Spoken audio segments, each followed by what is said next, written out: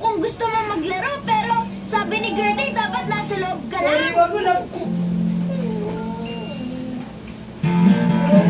Kawawang stizo, para di masaya. Bawal lumabas ng di umachi. Yan daw ang stuck inside blues.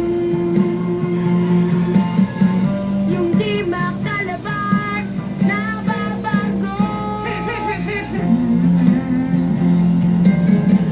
Yan daw ang stuck inside blues. Gusto niyang makalabas, nako kay lungkot.